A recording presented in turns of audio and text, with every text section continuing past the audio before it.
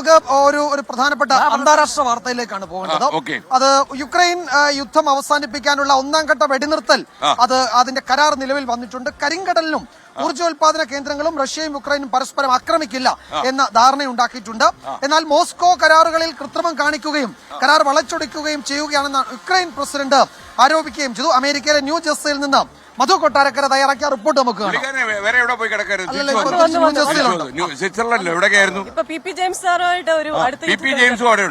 ഇവരൊക്കെ രാവിലെ ഡൽഹിയിൽ നിന്ന് ബ്രേക്ക്ഫാസ്റ്റും ഉച്ചയ്ക്ക് ന്യൂ ജേഴ്സിന്ന് ലഞ്ചും പിന്നെ ഡിന്നറും അവരൊക്കെ അങ്ങനെ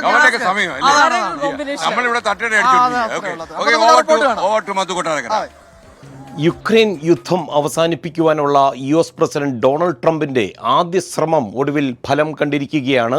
യുദ്ധം അവസാനിപ്പിക്കുന്നതിൻ്റെ ഭാഗമായി ആദ്യം കരിങ്കടലിലും ഊർജ ഉൽപാദന കേന്ദ്രങ്ങളിലും പരസ്പരം ആക്രമിക്കുകയില്ല എന്ന് അമേരിക്ക മുന്നോട്ട് വെച്ച ഉടമ്പടി ഒടുവിൽ റഷ്യയും യുക്രൈനും അംഗീകരിച്ചതായി വൈറ്റ് ഹൗസ് ഇന്ന് പറയുകയുണ്ടായി. ഇരു രാജ്യങ്ങളുമായി പ്രത്യേകം കരാറുകളിലാണ് ഈ ധാരണ ഉണ്ടാക്കിയതെന്ന് അമേരിക്ക വ്യക്തമാക്കിയിട്ടുണ്ട്. അതേസമയം കരാർ സംബന്ധിച്ചുള്ള വാർത്ത വന്ന് അല്പമണിക്കൂറുകൾ കഴിയുമ്പോഴേക്കും യുക്രൈൻ പ്രസിഡന്റ് സെലൻസ്കി തൻ്റെ ആശങ്ക വ്യക്തമാക്കുകയും ചെയ്തു. റഷ്യയെ ഒരിക്കലും വിശ്വസിക്കുവാൻ സാധിക്കില്ല. ഇതിനോടകം തന്നെ കരാറിൽ റഷ്യ കൃത്രിമം കാണിക്കുകയും അവരുടെ ഇഷ്ടത്തിനനുസരിച്ച് ഈ കരാർ വളച്ചൊടിക്കുകയും ഒക്കെ ചെയ്യുന്നതായി സെലൻസ്കി ആരോപിച്ചിരിക്കുകയാണ്.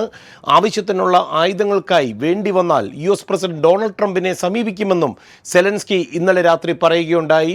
2022 യുക്രൈൻ യുദ്ധം ആരംഭിച്ചതിന് ശേഷം പാശ്ചാത്യ രാജ്യങ്ങൾ വലിയ തോതിൽ റഷ്യൻ കാർഷിക കയറ്റുമതിയിൽ ഏർപ്പെടുത്തിയ നിയന്ത്രണങ്ങൾ നീക്കം ചെയ്തതിന് ശേഷം മാത്രമേ ഈ അമേരിക്ക മുന്നോട്ട് വെച്ച ഉടമ്പടി അംഗീകരിക്കുകയുള്ളൂ എന്ന് റഷ്യ നേരത്തെ പറഞ്ഞിരുന്നു. കാർഷിക അതുപോലെ വളം കയറ്റുമതിക്കായി ലോക വിപണിയിലേക്കുള്ള റഷ്യയുടെ പ്രവേശനം പുനഃസ്ഥാപിക്കുവാൻ ഇപ്പോഴത്തെ കരാർ സഹായിക്കുമെന്ന് വൈറ്റ് ഹൗസ് ഇന്ന് വ്യക്തമാക്കിയിട്ടുമുണ്ട്. അമേരിക്കയിൽ നിന്ന് മധു കൊട്ടാരക്കര, 24.